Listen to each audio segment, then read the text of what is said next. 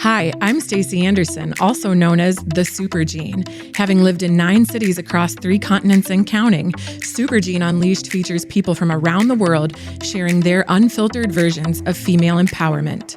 With a 20-year global career in digital marketing, operating as a leader and mentor, and now as a wife and mother of 3, I encourage you to unleash your own Supergene and become the most empowered version of yourself. Here's your advocate, ally, and confidant. I am ready to inspire you. Let's show the world what it's all about. Welcome back to another episode of Supergene Unleashed. I'm so excited to share today's conversation, not just because of who I'm speaking with, but how we met. A few months ago, I was on a company hike, and honestly, I was just expecting a good sweat, some fresh air. But when we reached the top of the mountain, there was Lina. She was completely peaceful, magnetic, and she was holding space for a sound healing session. I wasn't really expecting to be, cracked open or digging into anything deep at 9 a.m. with my coworkers nonetheless, but there we were. And after the sound healing session, Lina offered a card reading. And each person, if they wanted to participate, they could. They didn't have to participate, but you could just pull one card from this massive deck. And so I decided, why not? Let me see what does the universe have in store for me. And the card that I pulled was actually Damara, about guiding children. And what nobody knew at that point in time, in fact, not a single person at my company, was that I had just found out I was pregnant with twins. It was still my secret, and yet it seemed like such an insane sign because internally I was actually grappling with the acceptance of it being twins, because at first I was told it was only one. And so it really felt pretty karmic, I guess you could say, how Lina and I met. And today's guest is the incredible Lina Zoghaib. She is a yogi, she's a sound healer, an entrepreneur, and a mother whose story weaves together healing, heartbreak, courage, and intuition. And she's someone who has really turned her own transformation into a lifeline for others. And it's quite beautiful, the connection that I was able to form with her that day. So Lina, welcome to the show. I really wanted to share that story because it just struck a huge chord with me and I felt immediately connected to you. So I have to start by asking, do you ever get intuitive hits about people during your readings? And what was going through your mind that day on the mountain? Or was it just an everyday day of work for you? Stacy, first, I'm so thrilled to be here with you. I cannot believe it. I still cannot believe how far you've come, and I'm so proud of you. To answer you, I feel a connection. Yes, that's what I feel. I feel like there is something special, and I'm curious to explore more. This is what I feel. That's really exciting. And your energy, it really shines through when people meet you. And I'm sure that it comes through in your practice, and the wisdom that you're able to impart on people has definitely been shaped by everything that you've lived through. And that day on the mountain, what really drew me to you was your courage to literally just share with all of us, a complete group of strangers, your entire story. And so I'm grateful to know your story, but can you take our listeners back and share the journey that actually brought you here? Well, Stacy, to begin with, I would love to highlight that each and every time I meet a group because of my work, I let the energy guide me. And with your group at the time is a corporate group coming to explore the mountains. But from my own background, I read the energy of the group. I read how everybody looked exhausted. It's morning time, but the looks on people's face, everyone seemed energetically compressed. So I felt like I had a calling that I needed to tell everyone, hey, I've been in your shoes. I've been in that corporate world myself. I know how much it feels heavy at times. I've experienced it myself at times. You dread yourself to go to work because you have to go so you can earn, so you can pay your bills.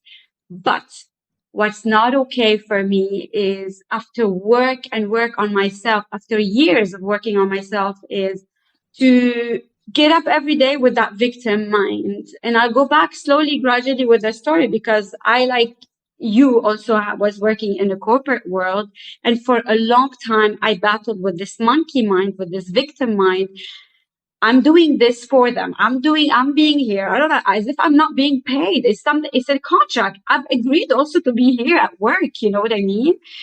My personal journey began back in 2009, where also I was in I think that was the trigger of that time, is to kind of push me to that direction. I came out of a relationship and I didn't know how to deal with my emotions at that time. And it's something that a friend of mine pushed me to go to a yoga class, and I thought it's like yoga is like this place, like you go sit, do this, and it's a boring thing. And it's a blessing in disguise that this experience had to offer for me, because it was just an eye-opening. I started going 3 times a week, because every time I showed up to this class, I discovered something about myself, and all the time that I kept internalizing like these ideas and thought and make myself a victim of this experience that I've gone through. And from these times that I used to go to yoga classes, I was curious to start going on retreats. From retreats and moving on and forward till 2014, I had the courage to say, you know what? Why is it that I'm always like, I have a great job. I earn good income. I'm showing up, like my colleagues are amazing. Like I work in a great atmosphere, but what is it in me that I'm not fulfilled? Why is it, even I change a job, everything go great for the first few months, but then again, I face the same emotion again rising for me. So I think these moments in yoga kind of made me come back to silence and stillness, that made me realize that there is something that needs to be addressed, but I didn't know what. So in 2014, I had the courage to leave the job, to leave the house, to leave the security that I had to the unknown. You just left with nothing? You just decided one day, I'm going to quit? Yes, I just quit the job. Like, why? What's going on? Everything's great. Yes, but within me, there's something unsettled, unfinished business with myself, and I need to figure out why. And I went to India for a year, and this time around, it was the most beautiful experience in my own story, because it brought me back to myself. And I was just basically searching for pieces within me that I had lost because of the busy life, because of the expectations of society, maybe. I think that was the main piece of my puzzle that was missing. It was myself was missing in the whole equation. That's why, you change relationship, you change job, you change it, but constantly the same emotion rising. So when I found that missing piece back in 2014, over a decade now, and this is it, my path was so clear. I knew exactly the job that I love to do. And I knew that at the time, even I have to go back to Dubai and get a corporate job again, my mindset has shifted. It's a service. I'm there to serve my company. They're there to pay me. And even though I'm not so passionate about the job, I need it just for this time around until I get comfortable, I would say, financially, until I start my own thing. So when I moved back to Dubai after a year, I've started a project called Yogi Truck, which you know about. And it's all about doing yoga and meditation outdoors. But at the same time, I needed to work. So I was working in another corporate company selling outdoor advertising space for the airport. But what changed at the time that I found myself and I was so fulfilled, you can tell my energy. Like the minute I walk into that room, first I sold so many deals. I closed so many deals, like millions of money I brought to the company. And at the same time, I found my ground. So after work, I would invite everyone to come do yoga, meditation with me at the beach. We do picnics.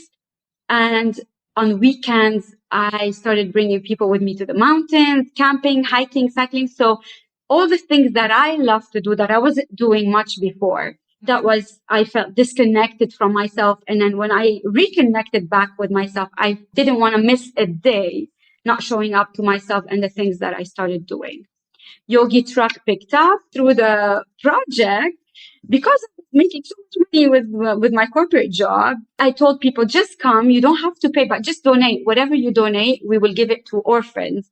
So for 5 years, we were running an orphanage in Kenya, like everything, what I made from yoga, meditation, and sound healing at the time. I just wanted to give back. That way it brought a purpose back for my heart, and I felt so fulfilled. That's really beautiful. Yes, so much, because you feel like your love keeps getting bigger and bigger, and you don't understand the magnitude of the work that you're doing. And you show up with so much energy because I was doing something I love doing. And the corporate job, I liked it, but I don't see myself doing advertising job. I love the healing part of my job. I love the freedom. I love to be free. I don't want to be confined in an office. So even speaking to you now and seeing the way that you talk about each work, you have a different tone and a different excitement behind your voice. And you of can course, see it on your face that you yes. light up when it's about the healing and the yoga work. What has brought you forward since that point? So obviously you did leave the job yet again at some point in time. Is that correct? You know, Stacy, I was forced again and again. Sometimes we don't trust ourselves enough to take a leap of faith and listen to our inner voice. And somehow life pushed me out of my comfort zone to be where I am today. So in 2017, I had just gotten married at the time. A month after getting married, I was diagnosed with cancer. At the time, Oh, I wanted to wow. family. I wanted to be a mother, and that didn't happen. So again, I felt like, okay, what's this experience have to teach me? So my outlook to the experience of cancer also had changed. I was like, okay, it's an experience. I'm not sick. It's just an experience, and I'm going to go through it, and I will see what it has for me to learn. During the time I was taking the treatment, and I stayed here in Dubai, I came across a teacher in New York who teaches yoga and meditation for cancer patients. While doing chemotherapy, I was studying with her. And when I finished my treatment, I went to New York, got certified, and came back to Dubai, opened rehabilitation classes for cancer patients who had just finished their treatment, or to support their families as well. It's a whole new door that opened for me. And I was so scared, because it doesn't mean I had cancer or I teach yoga or meditation. I can be comfortable with other cancer patients, everyone coming with different stages and different stories. But the only one thing, I came back always to myself, and I realized how much yoga had helped me first find myself, had helped me ground, had helped me find my breath, had helped me find the connection with my mind, had helped me be okay with silence without trying to run away from dealing with my emotions. Then I said, I want to help these people. Why not? Everyone who comes across my way. I had the tools, then it helped me, then it worked magic. Like, imagine that the day I found that missing puzzle in my life, how it would feel to someone else.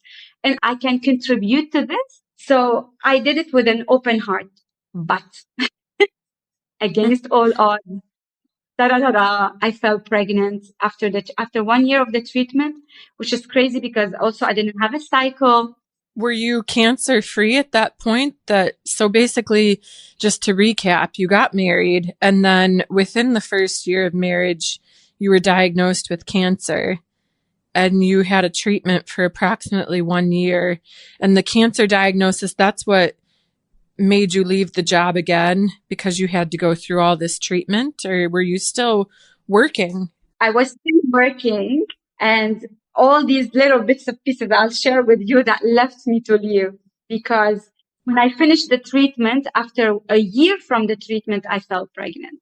So at the time I felt pregnant, I had to deliver my baby, and that was 2020, the start of COVID. COVID happened. I got stuck in Canada, this is where my family live. And when airports were open and we returned back to the UAE, I was back. And it's the time when my employer said, because of all what happened, like, you need to start the job right away. And I said, I cannot. I just had a baby. I mean, the plan was to come earlier, but I couldn't come earlier. And then I left the job at the time. I left the job a year from that time. Again, in 2021, my husband said, I want to leave. I'm not happy in this relationship. And though I think we were a solid couple, I was not waiting for this news. Nothing in the world had prepared me to receive such a news in my life. Oh, that's really difficult. So you were completely blindsided by this news. Yeah, because it's a time that I had a baby, had cancer a year before that, then a baby, then in a country where I have no family, no support, no job. My baby is small, like 18 months. And it's the time as a woman, I needed my man to be next to me. And again, came back to myself. I mean, postpartum is really difficult. At least for me, it was really difficult. And I think that it takes time for you to have your hormones rebalanced after having a baby, especially with the first. It's such a big shock if you are a career-oriented woman or you have kids later in life. Both of these were applicable to me when I had my first child. And so becoming a mom was an incredibly shocking experience because I went from doing everything on my own terms to all of a sudden having a child who needed you. And it's interesting that you called out 18 months. You really needed him most. That's round about the time that I just started to feel a bit myself, and the cloud of the hormones started to lift. So how did you handle that conversation? Because you said that it completely caught you by surprise, and it sounds like his mind was made up. So was it a long process for the separation, or was it pretty quick and you decided to accept it?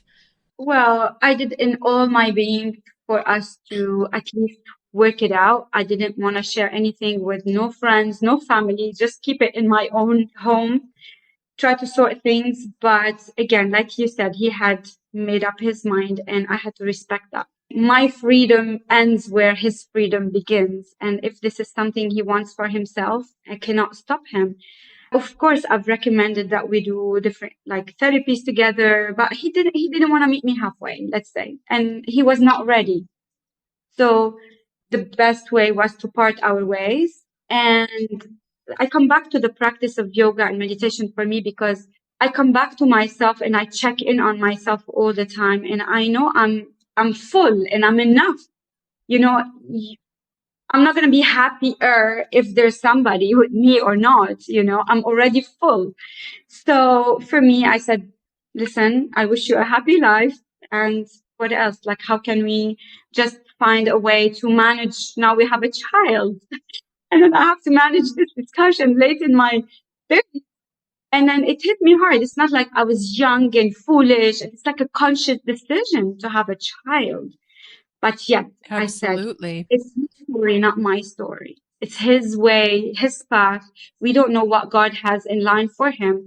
And I just have to say, I'll meet you here where you are, and I'll show up as a mom for our daughter. And this is it. But to support myself, I created a team. And this team could be with people who I've trusted so much that everyone is somewhere in the world, that every time my mind goes out of way, I will call. And I was like, listen, if you don't hear from me, you check on me. I'm not okay. And I was hoping I would avoid going out sometimes because I don't want people to ask me, how are you? Because I wasn't okay. You'd ask me, how are you? I would cry. I cannot answer, I'm okay, because I wasn't, you know.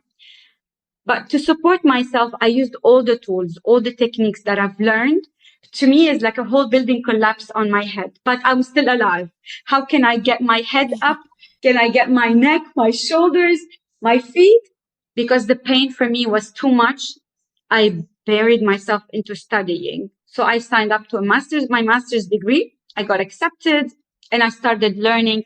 The evening time was the hardest for me, Stacey. You're married, you know, like you wait for your husband to come home. This is your time as a couple when kids sleep, right? Absolutely. And as well, you know, when you become a mom or a parent, your priorities change and your focus can shift more to be spending time with family rather than spending time out of the house. Whereas when I was maybe in my 20s and 30s, I spent so much of my time out of the house and my apartment was basically just a crash pad.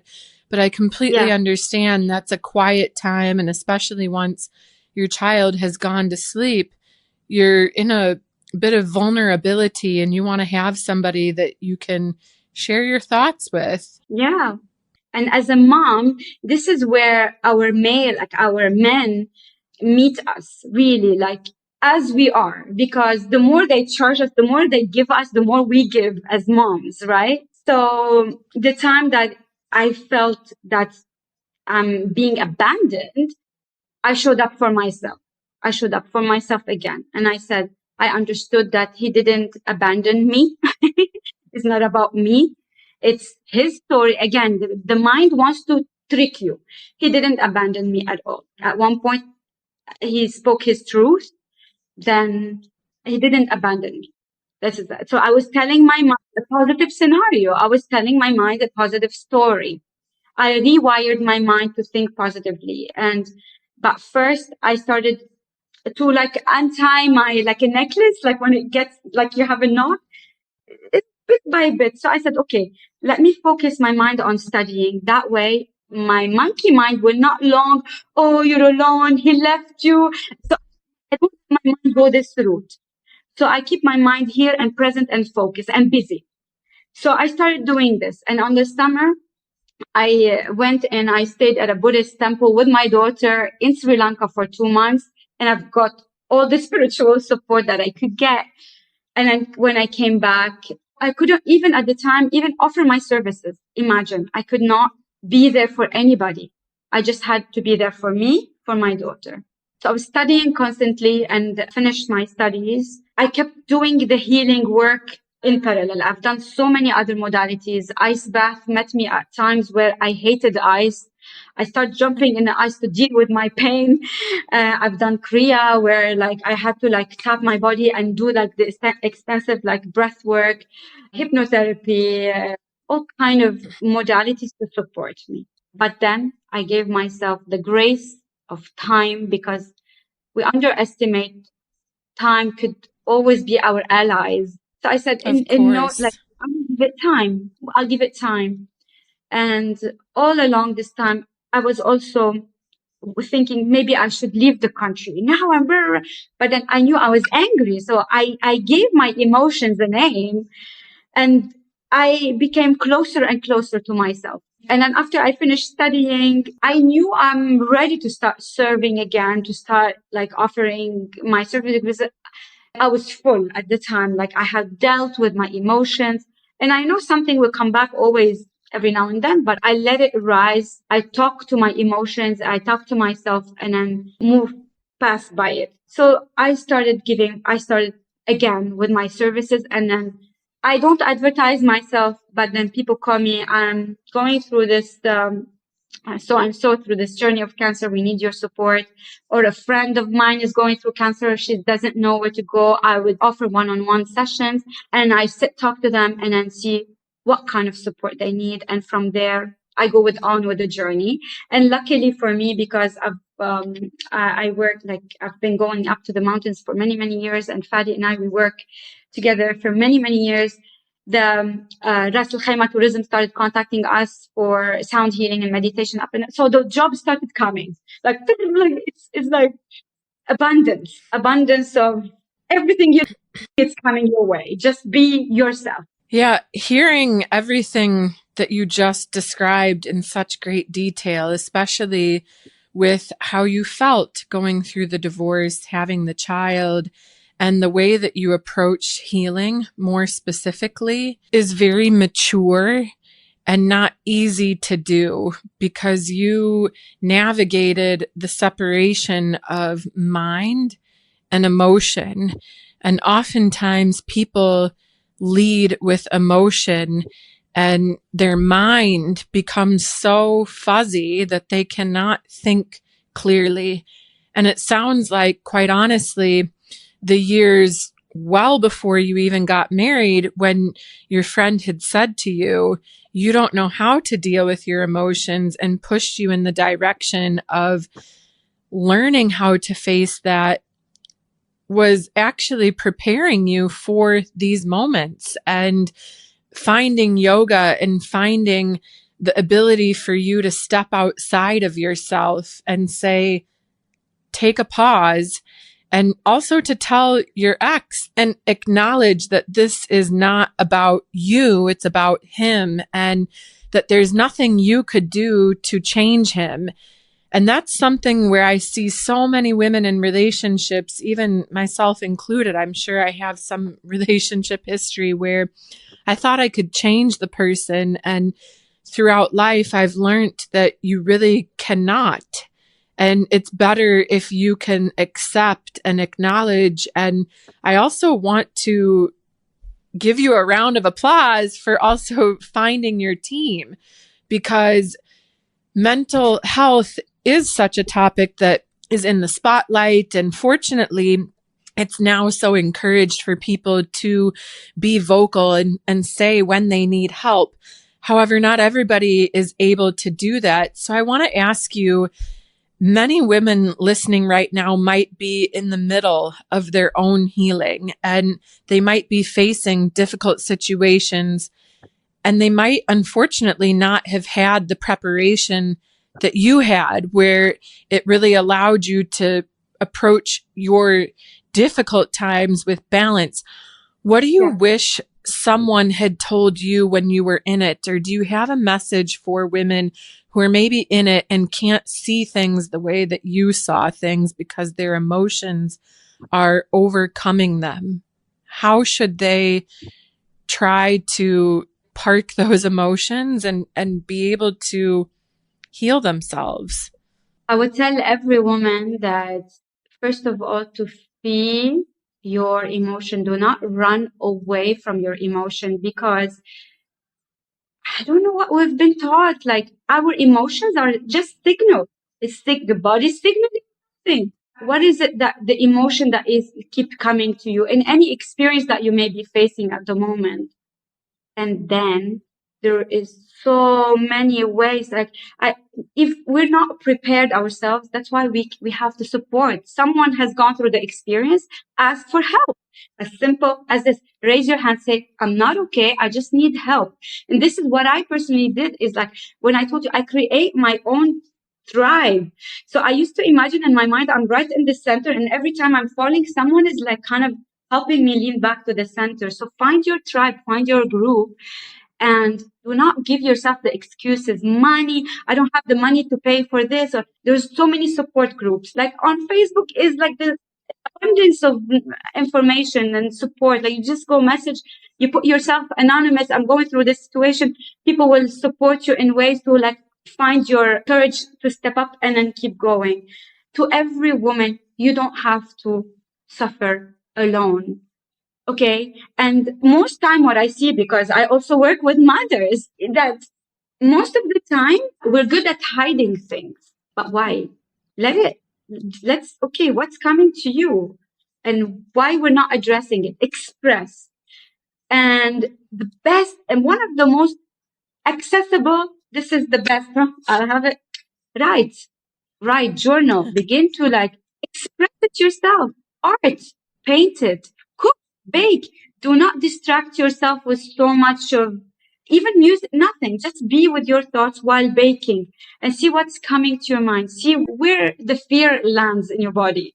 What scares you? And ask yourself, and right away, write it down, put it down and say, okay, I have this. Do I have the capacity to work on it, to change it? Yes. What's there to do? I cannot. Who to ask? Who to address it for to help me? And there is so many ways of support. If you cannot help yourself get there, lean to help around you in your community. Really quickly, how did you, because at the beginning you said when your ex first delivered the news, you didn't want to tell anybody and you didn't want it to leave the home. So how did you get comfortable with then being so vocal and so, upfront with and being vulnerable that you needed the help? A journal? You're showing everybody a journal right now. So much alone. I would be crying and writing and what I'm scared about. And I can't believe this is happening and everything that was coming to because I was just alone in this. Like that was my safety. That was my to go, because I didn't want to, I'm like, what if things get fixed? Like, why do I want to share it with my outer, and let me try to fix things on my own with what I can. So I leaned on journaling in the beginning. I think that was very helpful to a certain point. Later on, I needed other help. So you start step by step. You have to meet yourself where you are at the moment. And at the moment, I couldn't tell anybody. So the only thing I could say is talk and write it to myself. So that was my way of addressing, of expressing. I didn't suppress it. I let it out. And this is where I've learned also through the journey of cancer, because cancer is a form of suppression. And I knew how suppressed I was before. As I promised myself that I'm always going to express myself, always, in any form, shape, way. So when I was going through the experience, I journaled. Yeah, that's really powerful, because basically when you do write things out, it's another form of it decoding from your brain and making sense of what you're feeling, because it's in a physical sense with the ink and the paper. I want to ask you about how things are now with your ex. Obviously, you have transitioned to a better place emotionally and personally, and it's been quite some time now. Have you been able to manage striking the right balance with co-parenting? First, I will never call him an ex. He's present. Okay. He's so present. He's the father of my child. And the work you do it for you. I do my own work. The way how he shows up.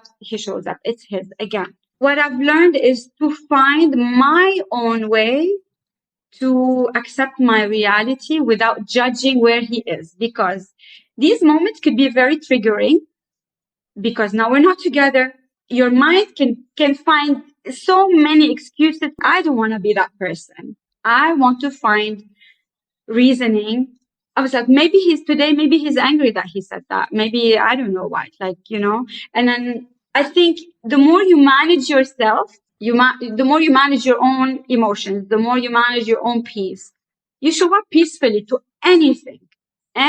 So I always meet in a way that we are here equally responsible for her well-being. And the more we show up peacefully, the more we give her something, also an indirect learning for her, that not all the time we're going to take the right decisions in our life, but what are we going to do about it? Also, whatever you want to call it, I thought he's the man, but then didn't happen. It doesn't mean he's a bad person. And this is where the education comes at home, and it's very important. So everything we do, I'm responsible of myself, how he shows up to it. I'm responsible of my own reactions to everything he shows up.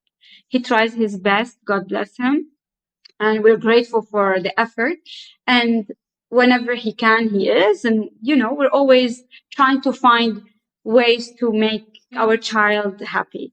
On birthdays, on random times, we go for lunch together and play games together, sit on the floor, have pizza, it means he's not my husband, or he's no longer exists. He's in my life as present. And I think the best way to look at it is, when I'm feeling worked out, I just manage my own emotions. And I ask, when he did this, what triggered me? Why? And I use everything to better myself. Imagine.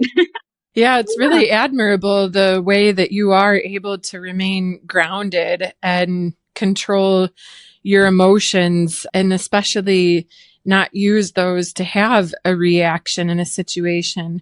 I want to talk about now what it means to really own your joy after everything that you've been through, because you had many dark times, but talking to you, and especially for the people that watch the video, they can just see how much you light up.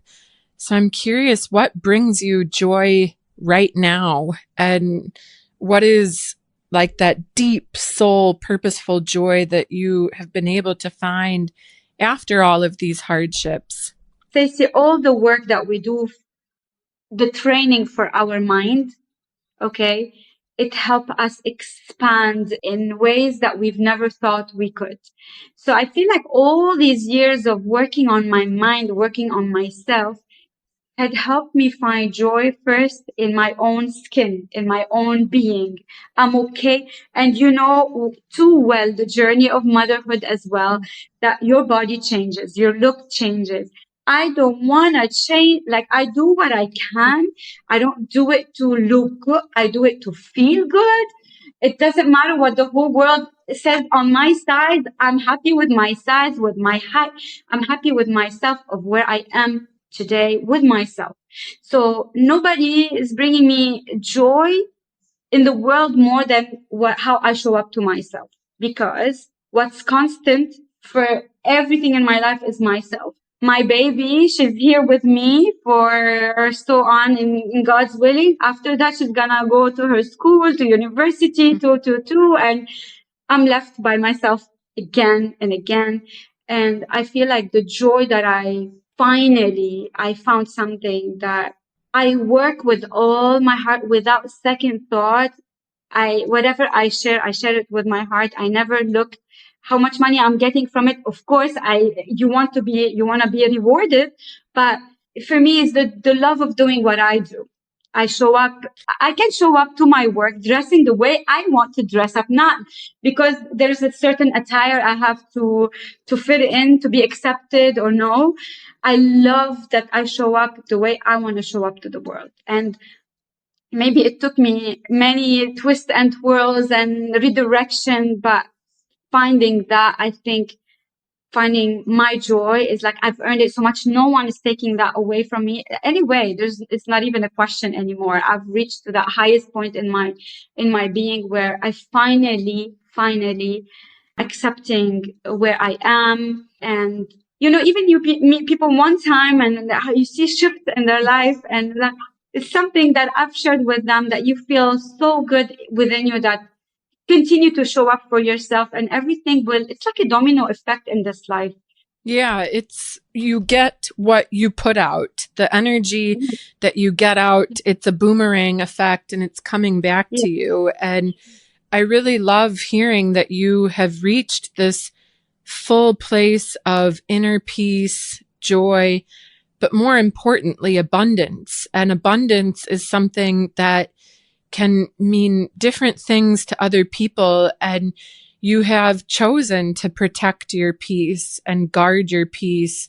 Yeah. And I really love how freeing you are in terms of being able to be authentically who Lina is, and showing up for yourself and making sure that no matter what you face, it's not going to be taken away from you again, because you know how to cultivate that inner joy, and you have the tools to face whatever life is going to handle you. And I think it takes time. It's a journey. It's not a linear pathway to reach this kind of place. And whatever obstacles people face in life are there for them to learn and evolve and hopefully come out on the other side ahead. What are you working on now? So now that you have reached this place, I know you mentioned earlier about Yogi Truck, and that's kind of been your main mission, but now I think you're working on some other things. Where are you looking to take things forward with what you do and how you serve others? Look, for me, the path is always so clear, and the time of Yogi Truck had to come is not the major highlight in my life at the moment, because it's became my lifestyle, the outdoor, the everything. So now moving forward, I feel there is a big gap. I did my thesis around supporting cancer patients in their healing. So I wanted to dig deeper to see in my community what's the support that cancer patients are receiving psychologically. And there is a big gap. And this is where I think my work is coming to fulfill that. I'm taking this to a next level, hopefully by end of the year, beginning of next year, and an online program that I'm going to be sharing, hopefully not just with my community. It's going to be open to supporting cancer patients on their journey. Not only That's that, with moms. beautiful. Well, thank you so much. With moms as well, because finding our ground as moms is quite tough, and having a supportive community that we could just share where we are, and sometimes you need some guidance. I feel like my work is going to come to like support moms on their journey as well. And I'm opening holistic healing modalities, because not everything I know. Let's say if someone approached me when I'm working with someone, and if there's something I cannot be of service, I say, I have exactly the person, I know exactly who can guide you to that. So I link people with the right people to support their healing journey as well. So it's a project that's been in the making since the beginning of this year, that I hopefully see the light to it by end of this year. And yeah, this is my coming project I coming. hope so, because I might need to take advantage of that after having the twins. I have no idea what this life transformation will do to me, frankly. On the note of motherhood, I want to ask you, if your daughter listens to this conversation years from now, what do you hope she hears? I hope she hears that she's loved so much, so much, that everything in my being, I feel she takes in that love always wins. Really, that choosing herself will be a win anyway. It's never a lot. You don't lose anything in this life. You just gain and gain and gain. And I'm grateful with all my being to have the experience of motherhood with my daughter, because she's really teaching me so much, Stacey, and you know better as well with children, like they don't come with a manual, and we just have to figure out on Right. our own with them. And they mirror us so much. We mirror, like, there's so much in this journey, and I'm so grateful that she's big part of it. And I hope she always chooses forgiveness and love, and that light is always her guide. That's a really empowering message. And I really appreciate the part that you say about children mirroring us, because as a parent, it is a beautiful thing to experience in life where you repeat childhood, but as an adult, you see what it's like to be a child. Because for me, at least, there's a lot of memories that I don't have from my childhood. I don't remember them. And so to experience these simple joys in life and these different milestones that they go through, it's a really wonderful thing. Lina, I want to say thank you for sharing your truth so openly today. I mean, this conversation has been a gift for me and for the women listening who are likely somewhere between breakdown and breakthrough. And what you've really shown us is that it's okay to be both grounded and rising at the same time. For anyone that's listening who's in that middle space, who isn't quite broken, but also who isn't quite yet healed, what would you say to her? What would be a final message that you would want to give to somebody who's navigating this gray space? I would say you are exactly where you need to be. Navigate your days one day at a time, and check in with yourself constantly. You are the center of your own home. And the more you work on yourself, the more your home will be in place. And you know that there are many ways, many support. There's so much out there. Start with what you know and seek help when you need to, and one day at a time. Do not live in tomorrow when tomorrow hasn't arrived, when you still have things to deal with today. So one step at a time, anything can be done. I've done it myself. That's so true. One step at a time.